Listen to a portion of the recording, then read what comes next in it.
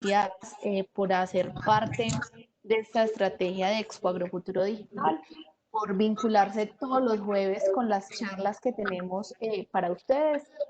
Hoy tenemos como invitado a Fabio Velázquez. Fabio es economista de la Universidad de Antioquia, es fundador de CEBAR, una empresa que tiene como fin estructurar alternativas de financiación para el sector ganadero y actualmente es una compañía líder en el sector financiero agropecuario. Fabio también es emprendedor en Endeavor desde 2009 y hoy viene a hablarnos sobre las cadenas locales agropecuarias de valor. Entonces, de nuevo, muchísimas gracias y muchas gracias a Fabio por aceptar nuestra invitación y por estar hoy con nosotros aquí. Muchísimas gracias, Jimena. Muchas gracias a Agrofuturo. Gracias a Corferias por darme esta oportunidad de compartir algunas ideas y propuestas alrededor de este tema. Es un tema que se alimenta en la reflexión y en las propuestas, se alimenta de nuestra experiencia. Ya voy a hablar un poco de ella. Y se alimenta por dos preocupaciones muy importantes que en este momento nos asisten como empresa, yo diría que como sector agropecuario y como sociedad. Lo uno es que en medio de la pandemia que nos ha atacado, estamos convencidos que la seguridad alimentaria ocupa un lugar más importante que toda la historia de este país, y yo diría que de varios siglos de la humanidad. Las cadenas de suministro se han cortado, hay muchos. Hoy veía una noticia que China suspendió las importaciones de salmón de Chile porque encontraron un cuchillo eventualmente infectado por COVID-19. Eso es solo un ejemplo para decirles que la seguridad alimentaria es un tema que está en el centro de la agenda como país y obviamente como sector.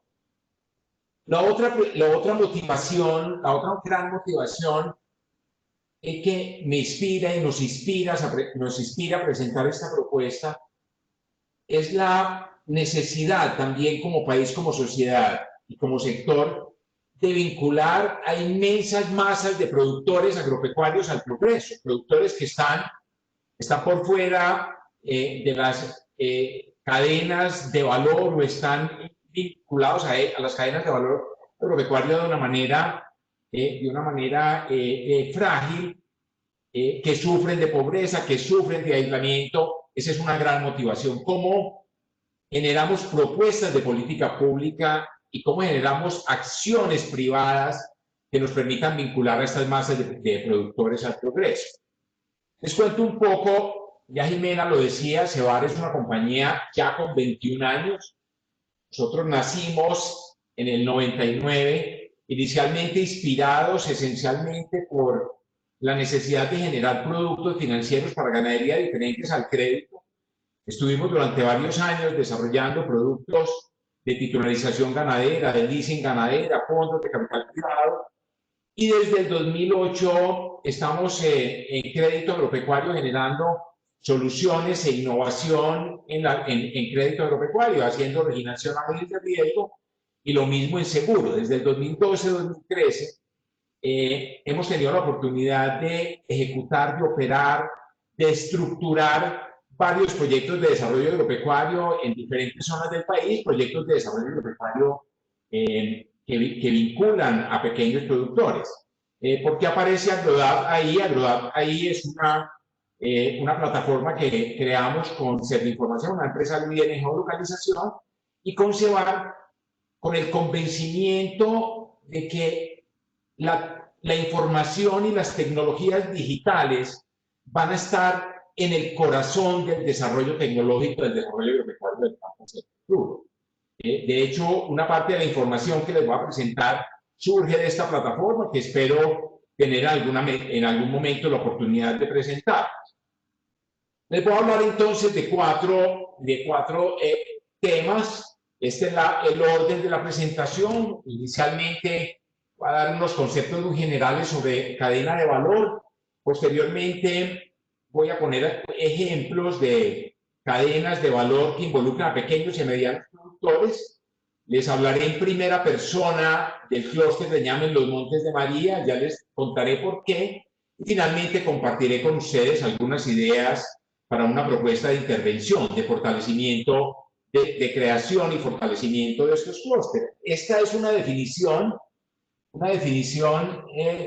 clásica de clúster o de cadenas de valor de Michael Porter, en el que simplemente ahí resalto algunas ideas, las ideas más importantes.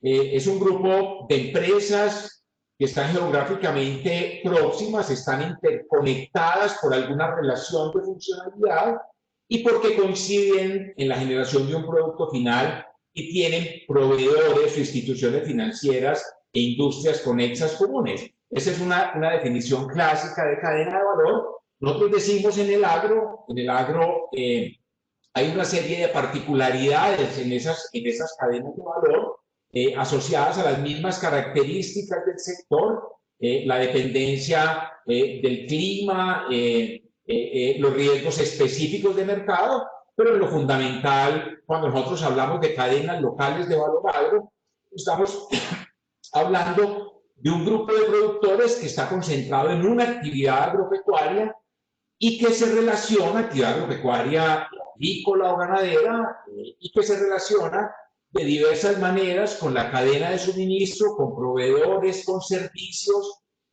con empresas dedicadas a la comercialización, a la financiación, obviamente los bancos son una parte muy importante, y con un papel relevante del sector público. En ese sentido, estamos hablando de cadenas locales agropecuarias.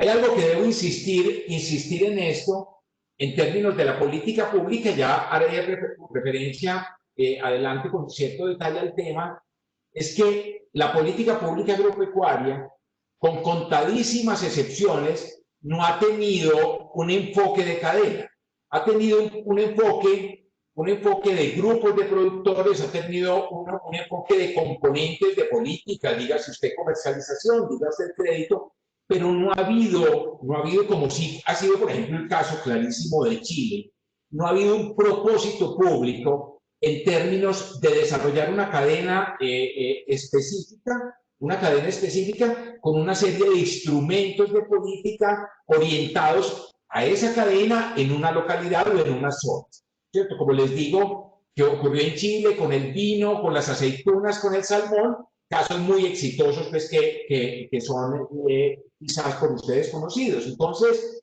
aquí es otro elemento de nuestra propuesta, es que la política pública agropecuaria tenga una orientación de cadenas y de cadenas locales y de clúster.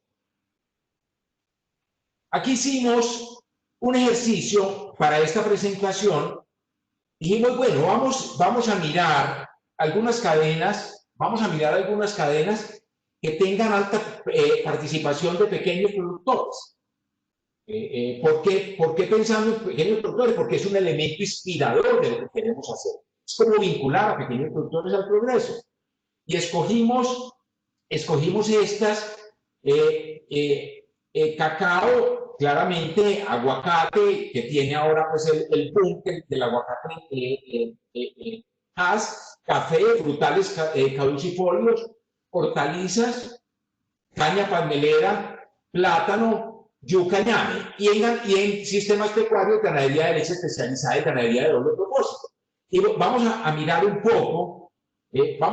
poco esas cadenas, a ver qué pasa en términos de su localización, en términos de participación de pequeños productores, en términos de sus funcionalidades, sus disfuncionalidades en la relación local entre productores y los otros eslabones de la cadena. Hicimos esa, como les digo, no es una selección exhaustiva, hay otras cadenas que involucran a pequeños productores, pero consideramos que estas son bastante representativas. ¿Y qué nos encontramos? Nos encontramos, ustedes recuerdan pues, el famoso dato del censo agropecuario del 2014, el famoso dato, que en Colombia existen 7 millones de hectáreas cultivadas y existen 35 millones de hectáreas en pasto con una población de 24 millones en bovinos, y obviamente otra población en la parte avícola, porcícola y piscícola. Entonces, digamos, 7 millones de hectáreas es el referente.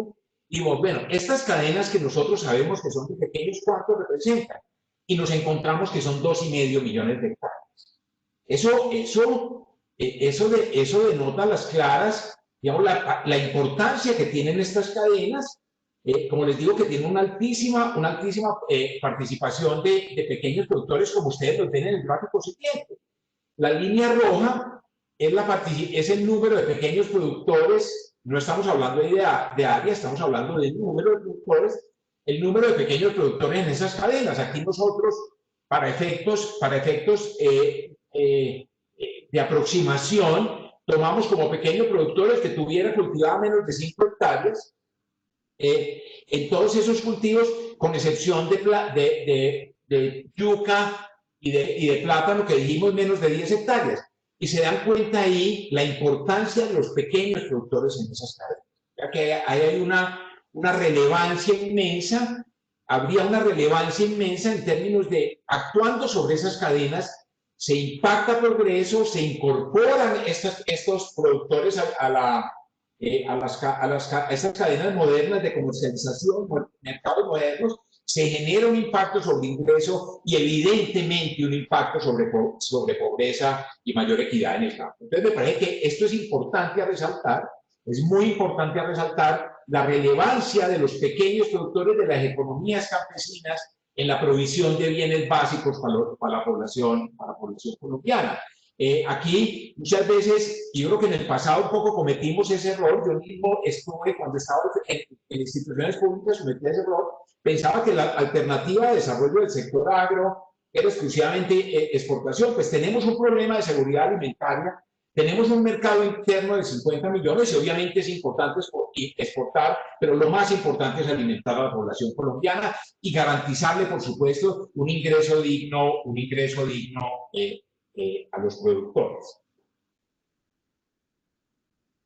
Y dijimos, la siguiente reflexión que nos hicimos fue, bueno, ¿hasta qué punto estas cadenas que seleccionamos están organizadas, en alguna medida están organizadas en nichos, en clústeres? Es decir, existe algún nivel de concentración geográfica de esos productores. Es importante, la concentración geográfica es importante en términos de competitividad, en términos de oferta, en términos de organización de la cadena. Productores concentrados en una zona son productores más eficientes, y lo vemos claramente en el café, lo vemos claramente ahora con el aguacate Hass, que es un caso súper exitoso reciente en Colombia. Uno ve el aguacate Hass, está concentrado en Antioquia, en la zona de Sonsón hacia el oriente, en Urrao en el suroeste, y en Caldas en la zona de Salamina, Guadas y Pácora. Una altísima concentración ahí, lo que permite un elemento muy importante en el concepto del clúster. En la medida en que exista esa concentración geográfica, en cadenas locales, es posible alcanzar una mejor articulación en provisión de servicios, en comercialización, en transformación. Hay un mayor aprovechamiento, digamos, de esas ventajas que podríamos denominar las ventajas o economías de aglomeración. Eso es importantísimo, importantísimo. Y ahora tenemos, vale la pena decirlo aquí, tenemos en Colombia un gran instrumento, que son los mapas de vocación de la UCLA, que nos permiten saber en términos, obviamente en cierta escala, de 50.000, 100.000, pero una aproximación importantísima, que nos permite saber cuáles son las zonas de Colombia que son aptas para un cultivo. Hay que hay unos elementos bastante importantes que nos van a permitir orientar la política pública al desarrollo de esos nichos y orientar, obviamente, aprovechar estas que llamaba economías de escala, y sobre todo lo que los economistas llaman las economías de aglomeración. Pero bueno, volvamos al gráfico. ¿Qué se observa en el gráfico? Como les decía, dijimos, vamos a calcular, según en el Censo Agropecuario 2014, cuál es la participación de los 20 principales municipios en cada producto. ¿Cuál es la participación? Y vean lo que nos encontramos, cosas interesantes. Bueno, un caso extremo de pera ciruela, que aquí en el altiplano cundiboyacense que es casi el 90% concentrado en esos municipios, pero en el caso de ñame es cerca del 60%, en cacao cerca del 50%, en aguacate, y ese aguacate incluye, perdón, los papelillos, los aguacates de cáscara delgadita, pero también un nivel importante en concentración. La papa claramente está en unos municipios del altiplano boyacense, está en unos municipios de Nariño y en el norte y el oriente de Antioquia. Ahí está concentrada la papa, muy organizada en clúster. Yuca más dispersa por todo el territorio nacional, porque además es un producto que se produce en los diferentes pisos térmicos, lo que no ocurre con los otros productos, con excepción de aguacate. En el caso del plátano parecido, caña panelera también con unos nichos bastante definidos, café un poco menos y hortalizas alrededor del 30%. Entonces encontramos, digamos aquí, insisto, como conclusión, es que teniendo esa geografía de la producción nacional, va a ser posible ordenar mejor la intervención pública y las políticas públicas y ordenar mejor, obviamente, la inversión y las acciones del sector privado. Pero ¿qué pasa con esas cadenas? ¿Qué pasa con esas cadenas? Que presentan desconexiones, disfuncionalidades y grandes carencias. Cuando hablamos de desconexiones, estamos hablando, y vuelvo a citar a Porte dice, cuando se habla de competitividad, la competitividad no es de la empresa, es de la cadena completa.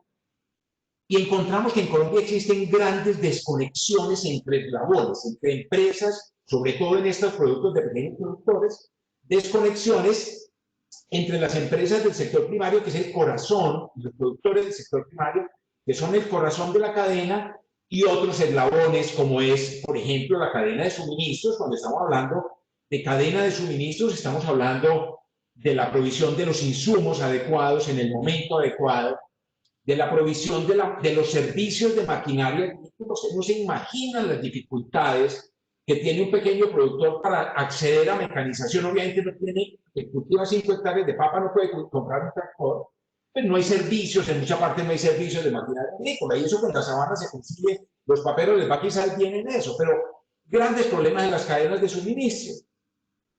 De cadenas de suministro, insumo, repito, insumos, maquinaria, equipos, etcétera. En infraestructura, cuando hablamos de infraestructura, estamos hablando de infraestructura, tanto infraestructura regional que impacta la producción, y ahí hay, digamos, en esa infraestructura regional que impacta la producción, hay dos componentes de esa infraestructura que son vitales, que son las vías y la energía. Vitales para el desarrollo agropecuario, pero el diseño de las vías terciarias, la construcción de las vías terciarias, el tendido de las redes eléctricas, parece que no tuviera absolutamente nada que ver con las necesidades de desarrollo de la producción en las zonas. Sí, muchas veces es por influencias politiqueras locales, ¿sí?, o por existencia de poblaciones, pero no hay un enfoque de cómo esta infraestructura va a impactar a la producción. Pero también hay contraejemplos, y contraejemplos muy bonitos. Recuerdo un desarrollo que hizo Polanta en el norte de Antioquia.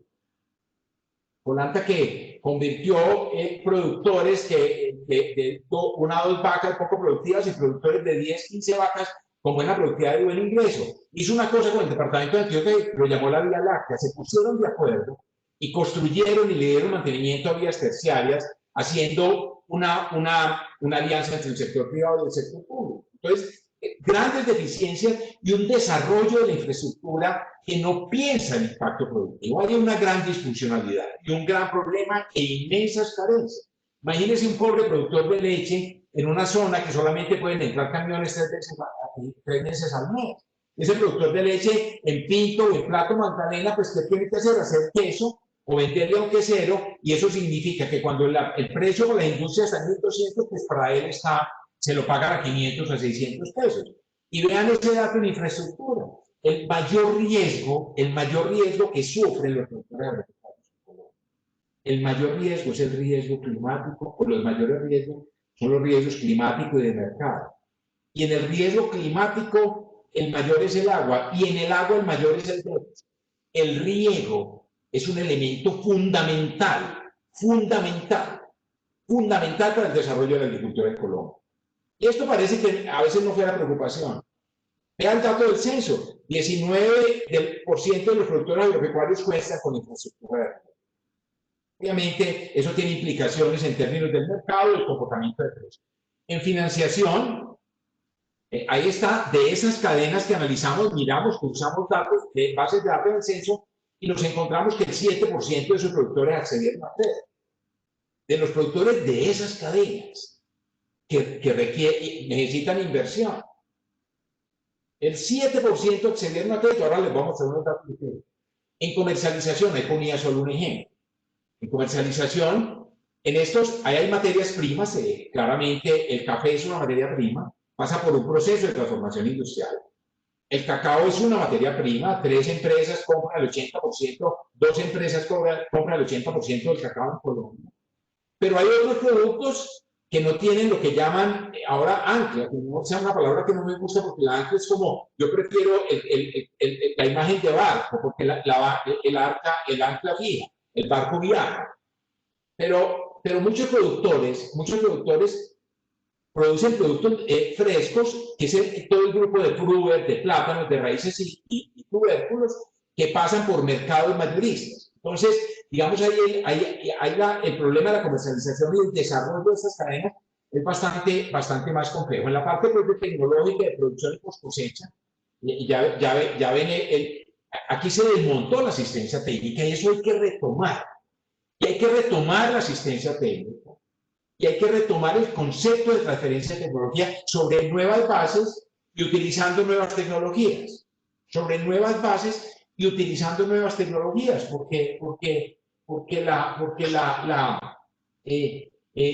el mundo hoy es otro y se puede llegar a los productores a través de nuevos canales. Pero aquí hay un problema. Existía el DRI, 1500 extensionistas, después se crearon las hermatas, se desmontó el DRI, después se desmontaron las sumatas, después se crearon hexágono, después contrata uno, contrata otro, sin una lógica y sobre todo sin orden de acción, sin un foco de política, sin unos focos de acción.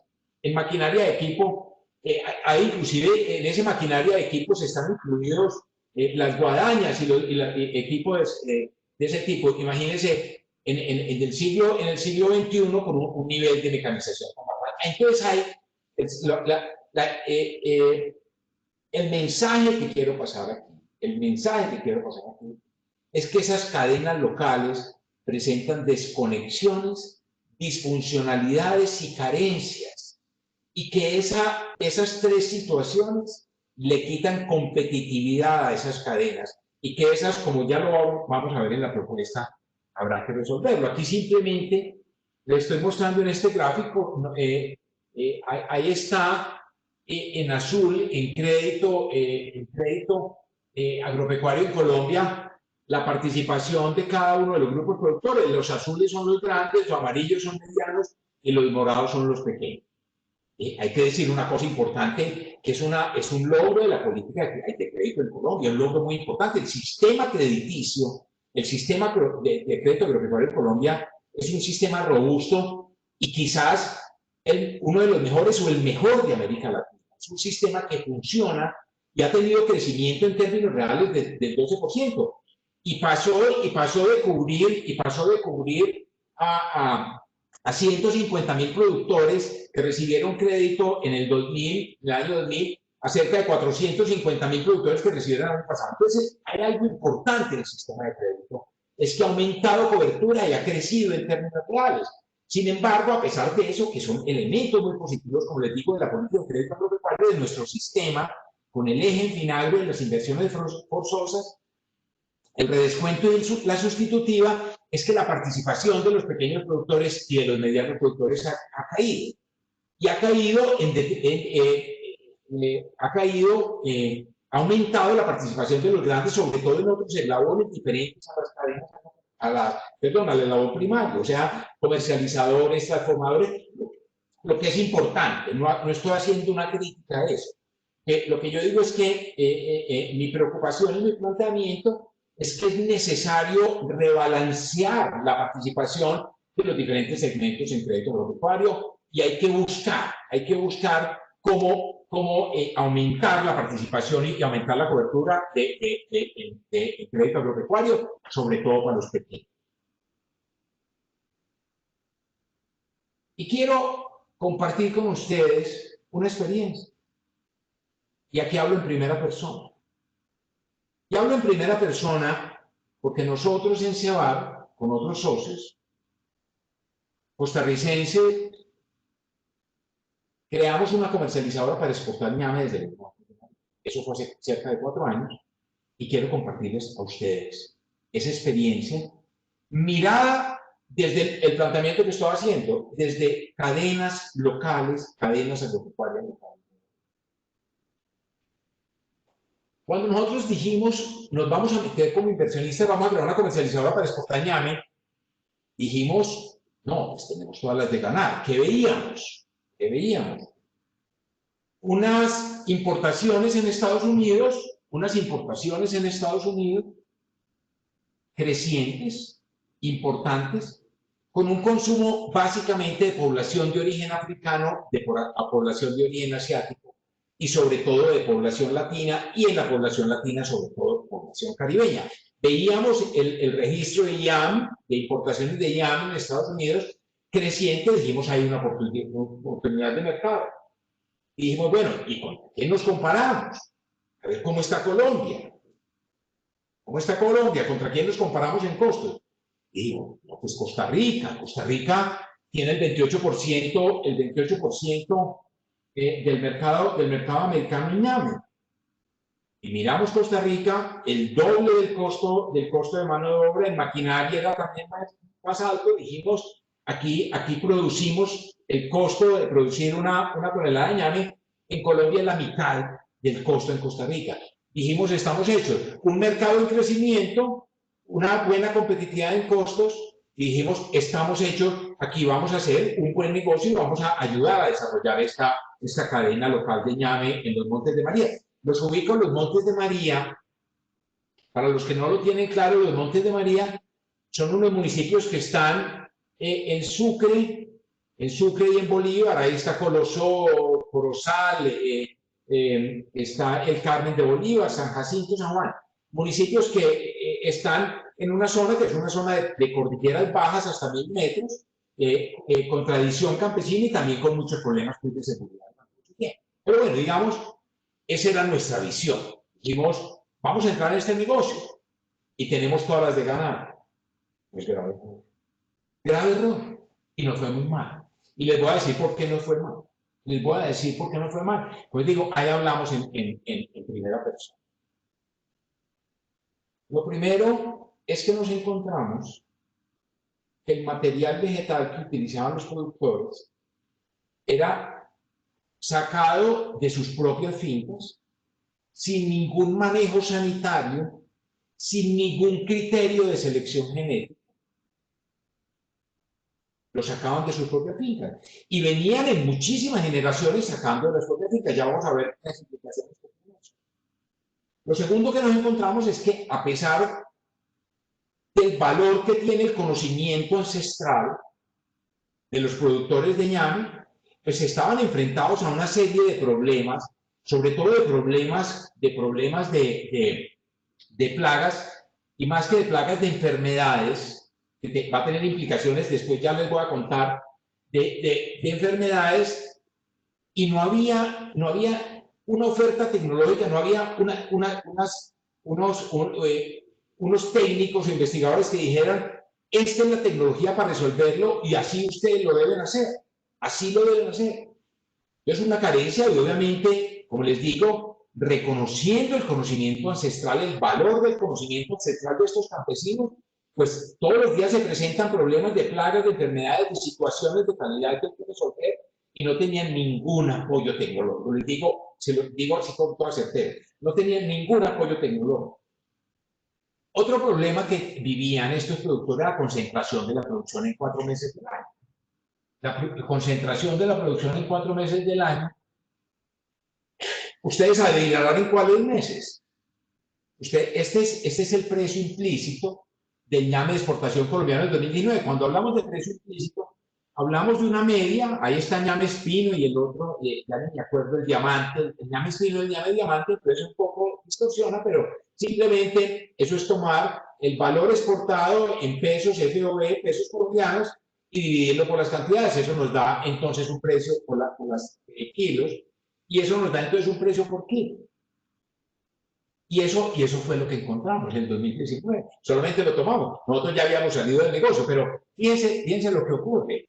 Es que en estos meses la cosecha sale en marzo y abril. La cosecha colombiana de esos Montes de María sale en marzo y abril. Algo por ahí sale en mayo. Y esos son los precios, los meses de menores precios. O sea, los productores están vendiendo. Esto no es exportador. Los productores están más atrás con precios menores. Esto no es exportador. Estaban vendiendo en esos meses por debajo de 2.500 pesos el kilo, y los productores de Costa Rica u otros productores tecnificados que podían tener riesgo estaban vendiendo a 3.500. Entonces, esto tiene implicaciones complicadísimas. Y fíjense que la única implicación de esto no es el que reciban menos ingresos porque salen en la época en que el precio internacional de ñame es menor porque hay más oferta. Es que no se puede generar una relación estable con importadores en Estados Unidos, y terminamos siendo víctimas y cayendo en manos de unos especuladores de mercado que inclusive muchas veces ni pagan, porque para establecer una relación más formal con un importador en Estados Unidos en ñame, con una gran superficie, por ejemplo, que distribuyen. Entonces ellos venden en Florida, en Nueva York, en toda esa costa venden ñame en los supermercados. Para establecer una relación con esas empresas más formales, más serias, es necesario garantizar una oferta a todo el mundo. Pero si la oferta se concentra en eso, en estos mesecitos, entonces terminamos en manos de los especuladores de mercado. Grave problema para los productores, grave problema para los exportadores, grave problema para el país, porque así no es posible consolidar una cadena competitiva en ninguna actividad.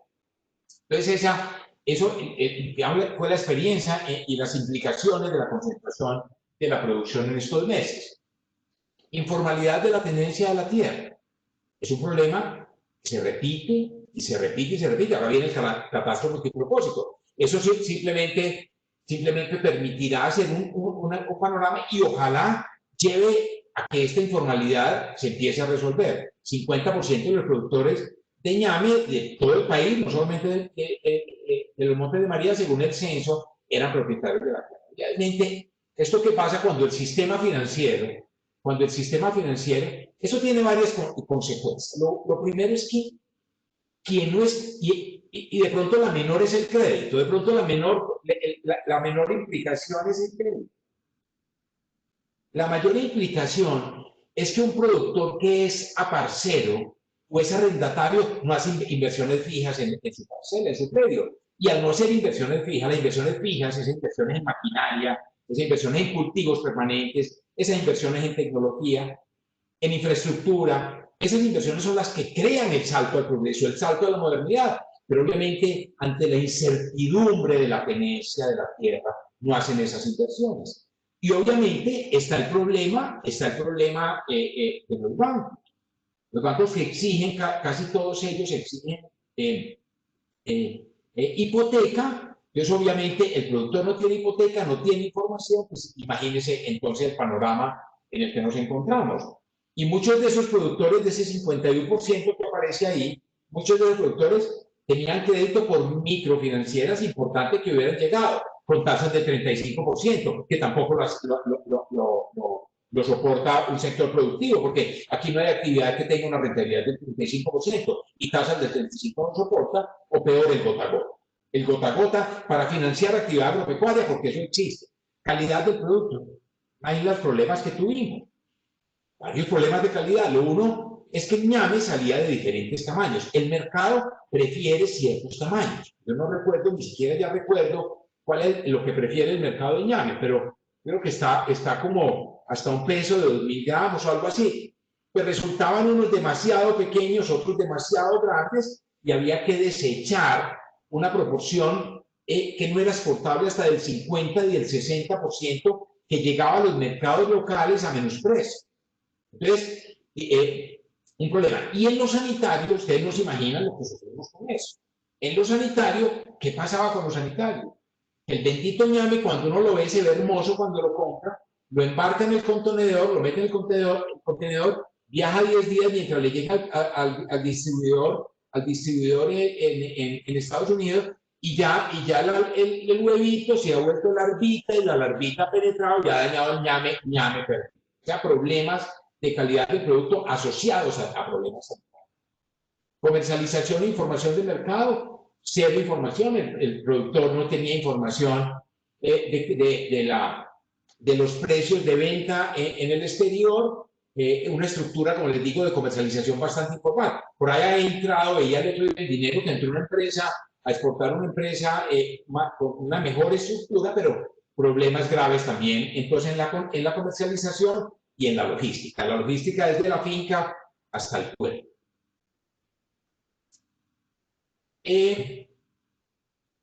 Algunas ideas para una propuesta de intervención. Le reitero, o sea, estamos convencidos por nuestra experiencia como empresa, por nuestra experiencia como productores agropecuarios, por nuestra experiencia de gestión de proyectos agropecuarios con pequeños productores, por nuestro conocimiento de experiencias internacionales, que el modelo de intervención es un modelo que se ordena alrededor de clústeres locales, de sistemas de producción. Cuando hablo de local, no hablo solamente de municipios, es un grupo de municipios, etcétera, puede ser hasta un departamento, pero digamos con esa unidad geográfica. Insisto y reitero esa idea.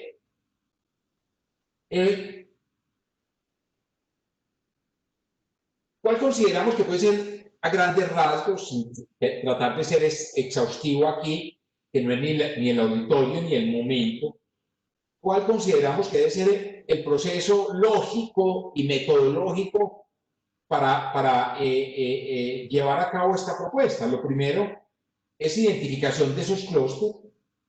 Sí, identificación, cuando yo hablo de identificación de los clústeres, hablo de identificación de estos cultivos y actividades agropecuarias, algunas son agrícolas, otras son pecuarias, que son relevantes, insisto, no solamente exportación, ni principalmente seguridad alimentaria nacional, identificación de esos clústeres, de esas actividades agropecuarias y localización de esas actividades agropecuarias, y obviamente confrontación con la potencial de desarrollo, con el potencial desde el punto de vista de mercados y desde el punto de vista de suelos y desde el punto de vista climático. El gran trabajo que ha hecho la U.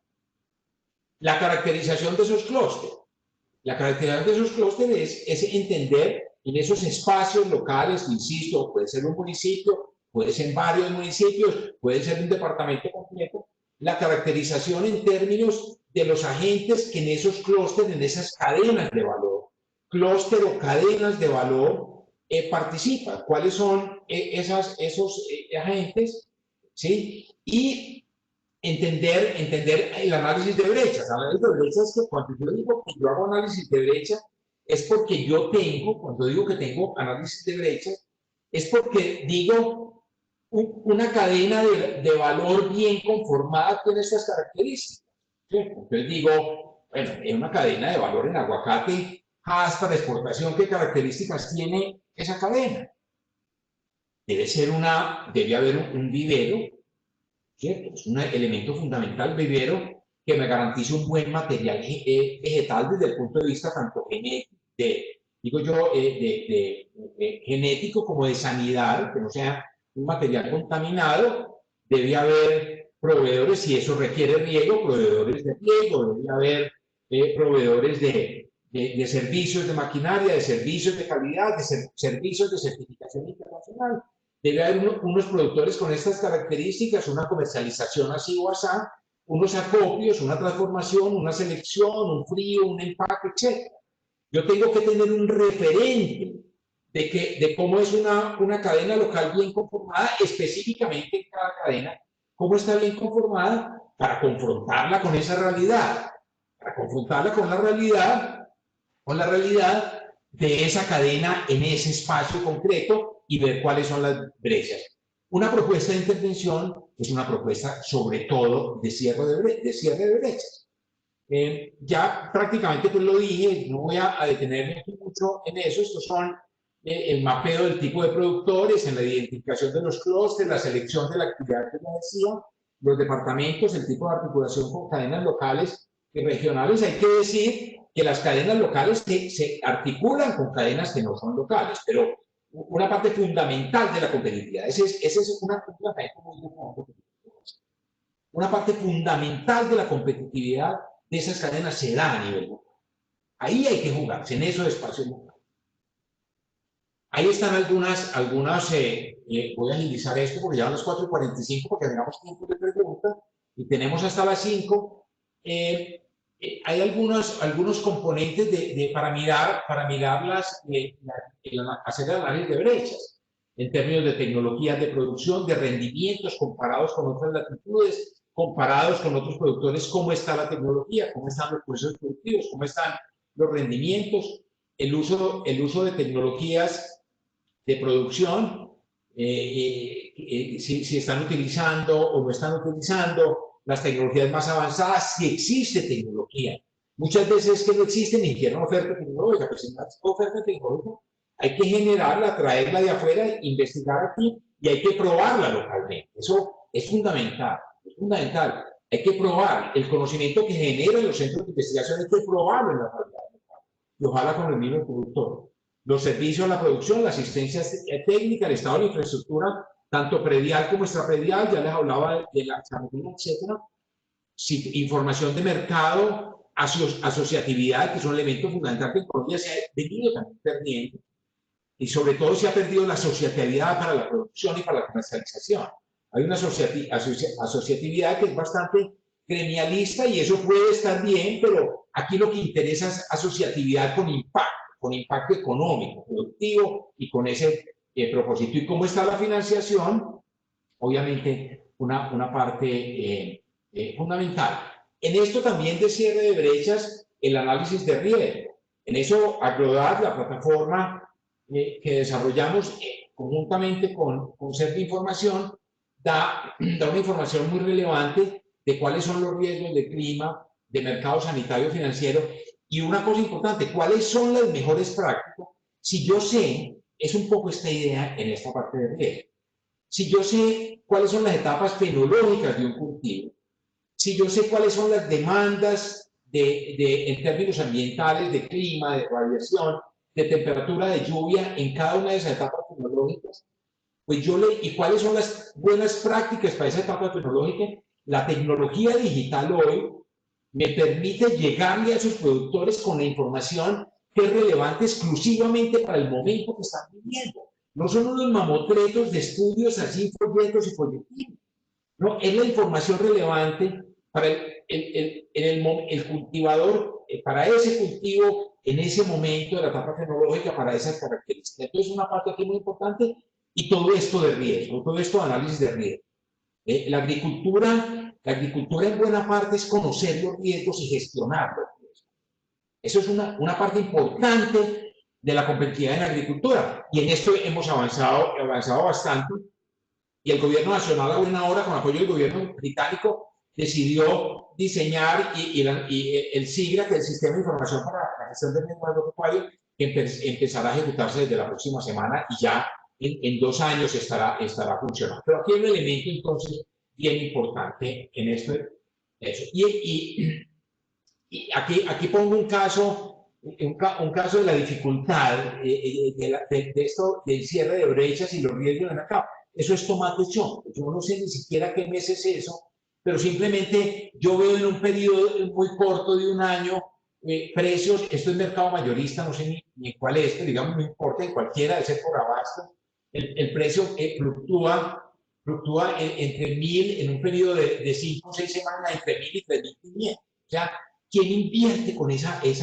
¿Y eso cómo se resuelve? Eso se resuelve con información de mercado, se resuelve apoyando los sistemas de riego que generen una mayor estabilidad de la oferta y organizando todos esos procesos de comercialización. Aquí simplemente, pues en esos mismos temas, cómo cuál va a ser la propuesta de intervención en tecnología, en servicios de apoyo, en infraestructura, en mercadeo, en financiación. Obviamente hay un detallamiento que no lo voy a hacer aquí, hace parte de nuestra propuesta metodológica y algo muy importante, la gestión del clúster. Y en esto de gestión del clúster, ni nos imaginamos cuál puede ser la instancia precisa, o habrá muchas instancias, porque eso, de pronto esto entre menos se reglamente mejor. Pero lo que sí es claro es que tiene que haber un propósito coordinado de política entre los productores, entre los comercializadores, entre los agentes públicos a nivel tanto nacional como el Ministerio de Agricultura como local, para que se oriente toda la acción pública, para que se oriente toda la acción pública y privada al fortalecimiento de esas cadenas de valor local. Eso tiene que tener alguna instancia de gestión, alguna instancia de ordenamiento. Eso era lo que les quería compartir. Entonces tenemos, Jimena, creo que unos 10 minutos para comentarios, preguntas, con mucho gusto, en la medida en que les pueda responder, así lo haré. Muchas gracias. Exacto, muchísimas gracias, Fabio, por esta charla. Bueno, abrimos en momentos el espacio para las preguntas. Hemos recibido algunos comentarios de personas pues que nos dicen que no pueden terminar o no se pueden quedar del todo en la charla. Recuerden que esta conferencia va a quedar a partir de mañana en www.expoagrofuturo.com. Ahí la pueden volver a ver. Entonces, junto a esta y todas las que hemos hecho en las últimas semanas. Bueno, Luis Carlos Álvarez nos saluda, nos manda pues un saludo desde Cartagena. Carlos Cepeda sí nos pregunta, nos dice buenas tardes, ¿tiene conocimiento de cadenas de valor agroecológicas, permaculturales o de agricultura étnica?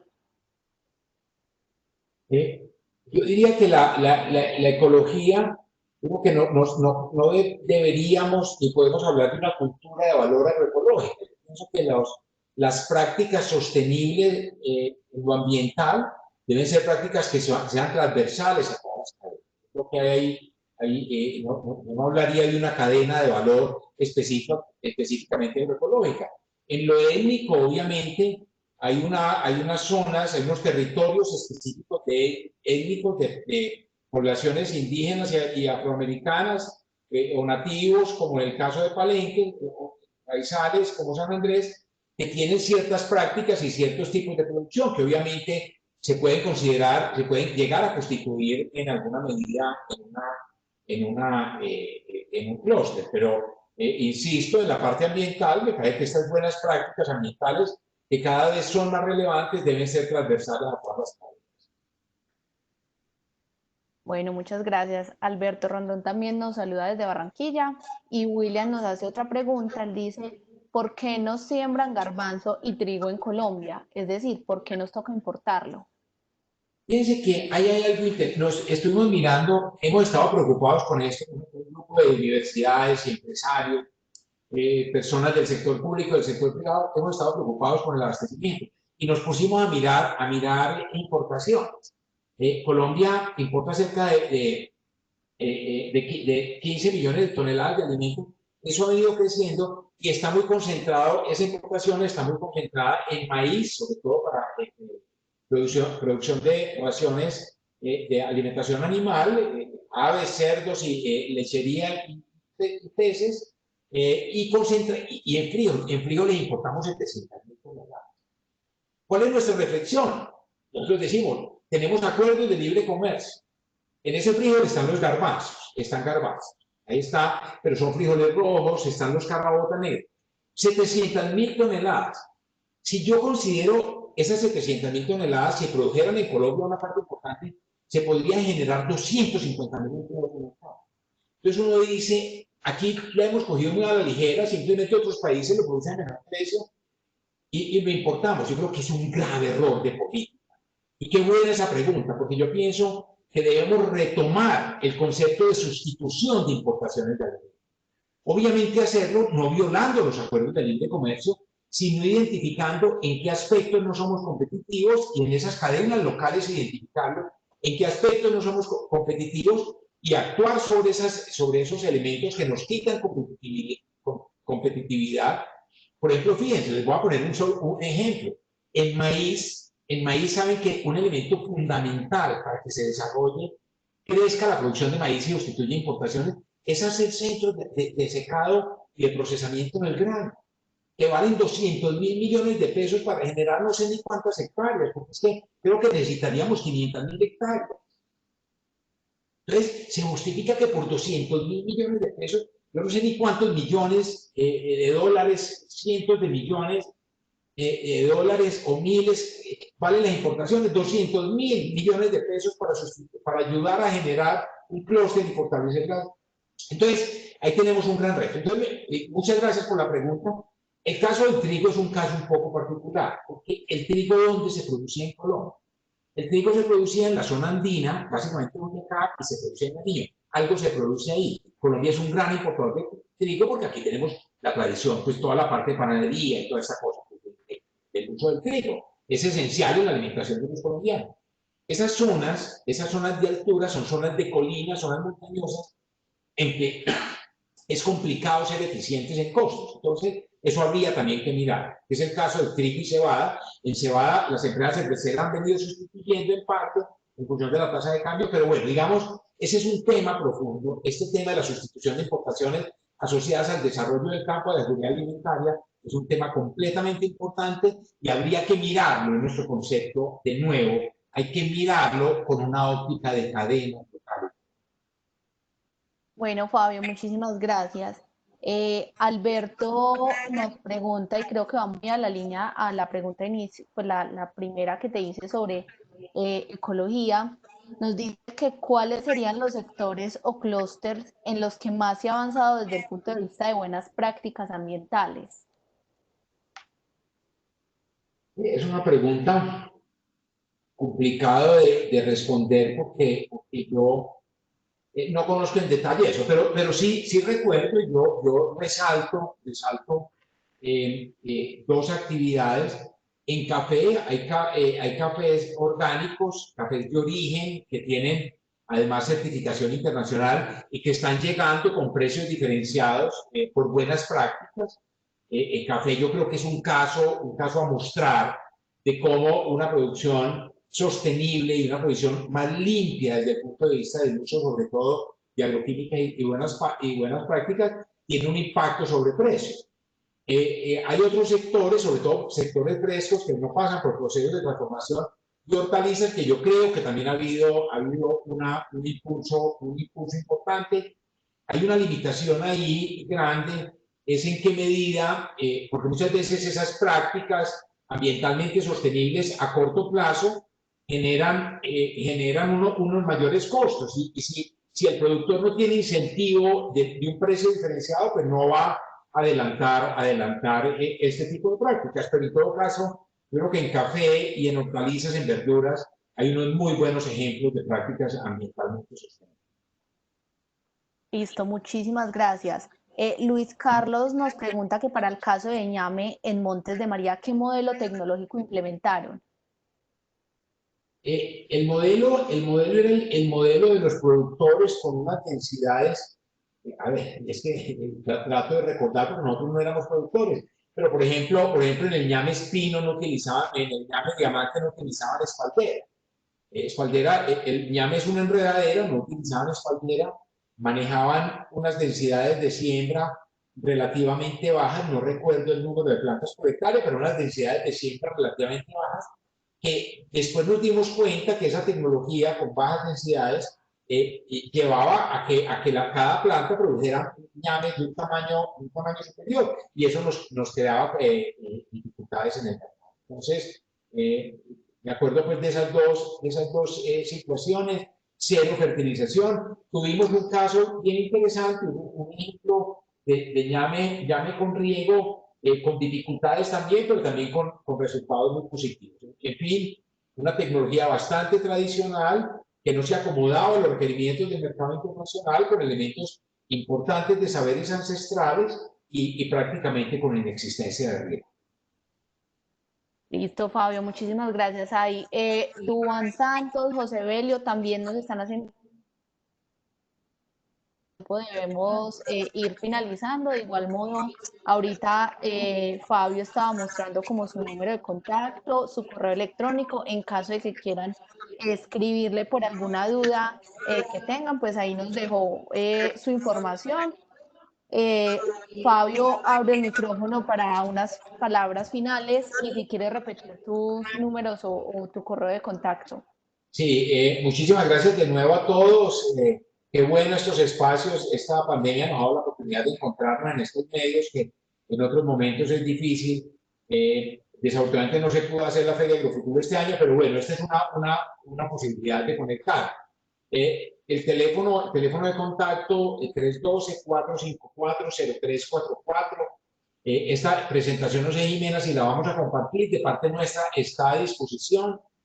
Nuestro correo F de Fabio, F inicial de Fabio Velázquez, la primera con S, la segunda con Z, @cebar.net. Y el cebar es como de cebar cerdos o ganado, que es con C y con B labial, con B grande. fvelázquez@cebar.net. De nuevo, pues muchísimas gracias. Estamos a disposición de ustedes para futuros eventuales encuentros. Muy amables. Listo, Fabio, muchísimas gracias y muchas gracias a todas las personas que se conectaron y que han hecho parte de Expo Agrofuturo Digital. Como Fabio dijo, pues no tendremos Expo Agrofuturo de manera física, pero sí el 10, 20 y 21 de agosto estaremos conectados esos 3 días con mucho contenido, con el Foro Internacional Ganadero, Congreso Internacional Agropecuario y tendremos distintas actividades de forma digital para que todos se conecten con negocios, con conocimiento. Muchísimas gracias de nuevo y el próximo jueves tenemos otras 3 charlas pendientes pues a nuestras redes sociales y nuestros comunicados. De nuevo, muchísimas gracias y una feliz tarde. Muy buena tarde para todos. Muchas gracias.